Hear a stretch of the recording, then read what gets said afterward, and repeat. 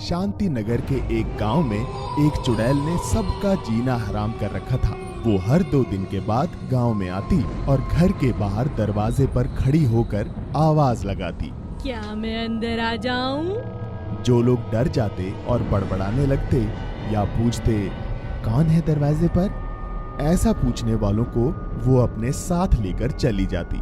उसी गांव में आशा अपने सास, ससुर और ननद के साथ रहती थी। आशा की सास और ननद घर का सारा काम उससे करवाते और खुद आराम करते। अरे ओ आशा, कहाँ मर गई? सारा दिन कपड़े ही धोती रहेगी या खाना भी पकाएगी? बस माँ जी अभी आई। माँ पता है, कल ज्योति के चाचा ने दरवाजा खोल दिया तो चुड़ैल उन्हें भी अपने साथ ले गई। क्या कहा? चुड़ैल? हे भगवान! देख बेटी, तू अपना ख्याल रखना और गलती से भी दरवाजा मत खोलना। अगर कभी चुड़ैल हमारे घर आई भी तो ये आशा जाएगी उसके साथ, क्योंकि यही तो दरवाजा खोलती है।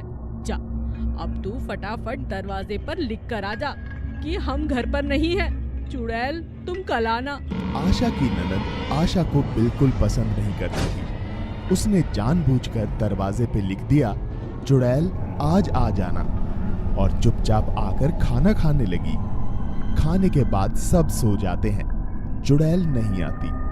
आशा की ननद सुमन सोचती है, मैंने तो चुड़ैल को आने के लिए कहा था, दिन चढ़ने वाला है, चुड़ैल तो आई ही नहीं। जाकर देखती हूँ।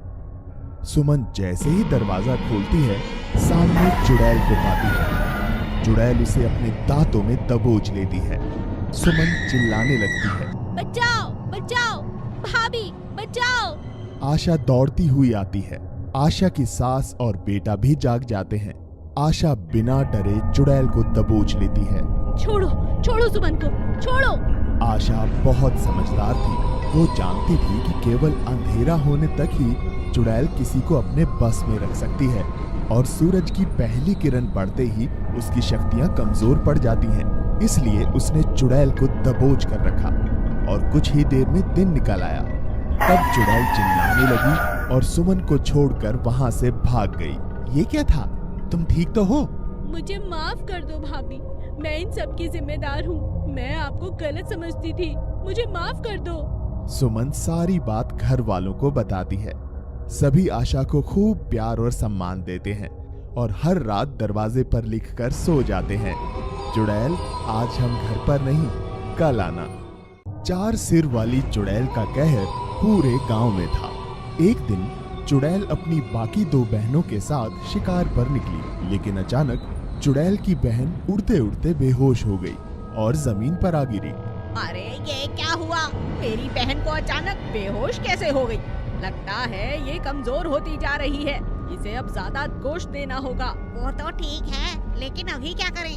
चुड़ैल बहनें काफी कोशिश करती हैं, लेकिन उनकी बहन नहीं उठती, और अचानक सामने से आते हुए डॉक्टर को देख एक चुड़ैल चिल्लाकर कहती है, अरे वो देखो, डॉक्टर बाबू आ रहे हैं। इस पूरे गांव का इलाज यही करते हैं। जब भी कोई बीमार, खांसी, बुखार हो जाता है या फिर कोई बड़ी बीमारी में फंस जाता है। अच्छा, तो ये डॉक्टर है, इसे पकड़ कर ले आती हूँ। चुड़ैल डॉक्टर को पकड़कर अपनी बहन के पास ले आती है। डॉक्टर मदद की बहुत गुहार लगाता है। छोड़ो मुझे, कौन हो तुम? अरे छोड़ो मुझे, चुड़ैल चुड़ैल, कोई है, मुझे बचाओ। जल्दी से मेरी बहन का इलाज करो, इसे पहले जैसा ठीक कर दो, नहीं तो मैं तुम्हारी जान ले लूंगी। डॉक्टर चुड़ैल का इलाज करता है। कुछ ही देर में बेहोश चुड़ैल को होश आ जाता है और वो खड़ी हो जाती है। डॉक्टर जान बचाकर भागने लगता है। ऐसे कैसे जाने दूं? तुमने अभी तो कहा ना, इसका पेट बिल्कुल खाली है। तो चलो, आज हम तुम्हें खाकर ही अपनी भूख मिटाते हैं।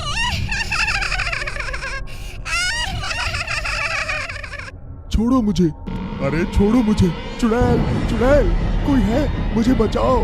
डॉक्टर जान बचाकर भागने लगता है और चुड़ैलें उसका पीछा करने लगती हैं। भागते भागते अचानक डॉक्टर की नजर गांव के मंदिर पर पड़ती है और वो मंदिर में घुस जाता है। बाहर आजा डॉक्टर, कब तक रहेगा मंदिर में? अब भी तू बाहर आएगा तो हमारा भोजन जरूर बनेगा, याद रखना, तुझे छोड़ने वाले नहीं। डॉक्टर डर जाता है।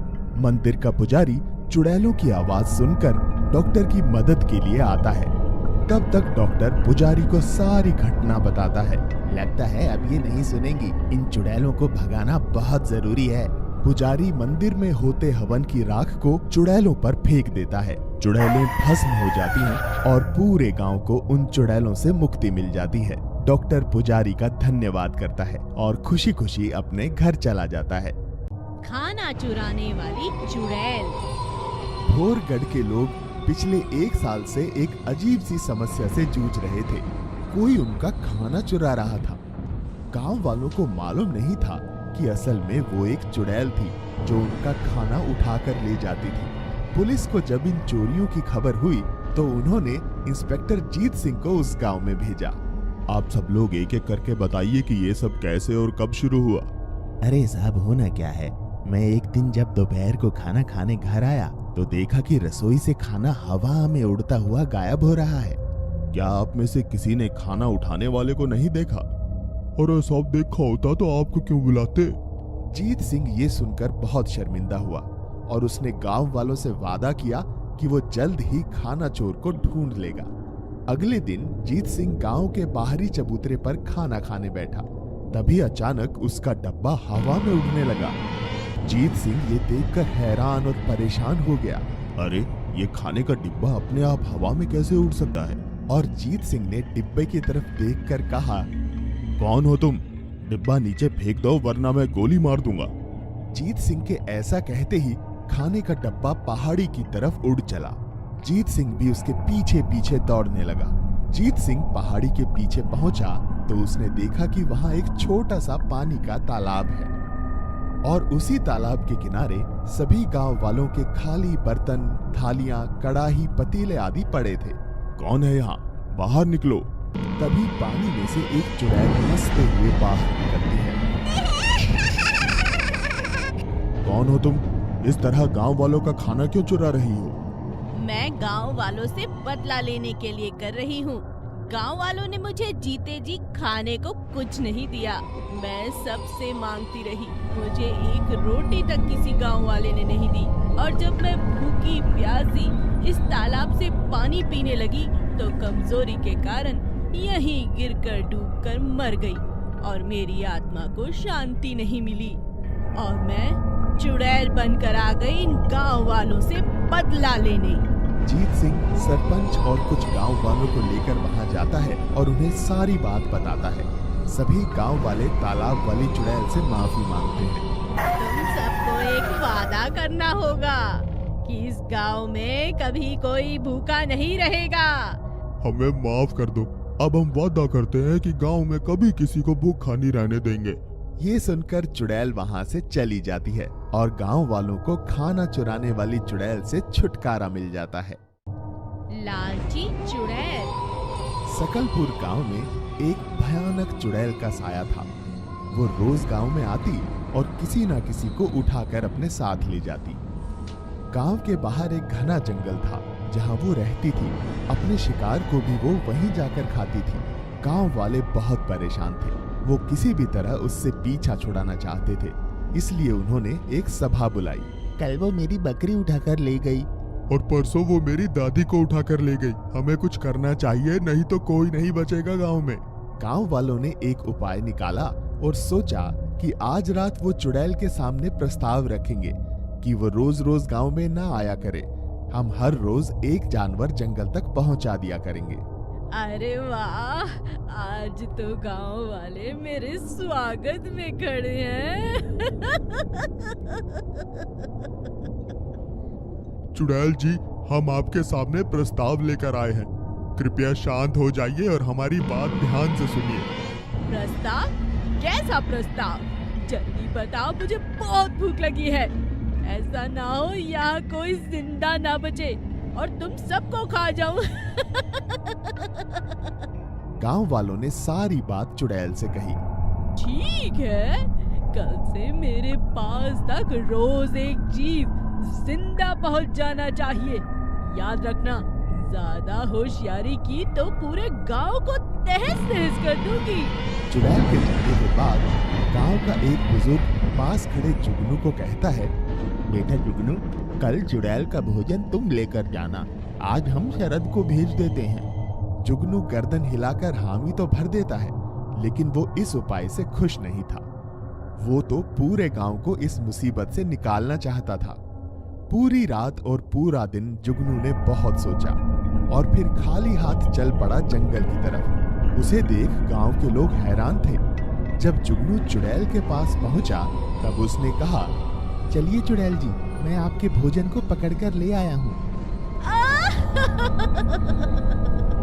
कहाँ है भोजन? कहाँ है? कहाँ है? दिखाओ कहाँ है? वो एक बहुत बड़ा जानवर है जिसे यहाँ लाना मुश्किल था, इसीलिए मैंने उसे नदी किनारे बांध दिया है। आप चलिए। नदी किनारे जुगनू ने जानवर नहीं बल्कि एक चुड़ैलों को पकड़कर कैद करने वाले जादूगर को बुला रखा था, जिसने चुड़ैल के वहां पहुंचते ही उसे अपनी बोतल में कैद कर लिया। और गांव के सभी लोग जुगनू को धन्यवाद कहने लगे और उसे गांव का मुखिया भी बना दिया।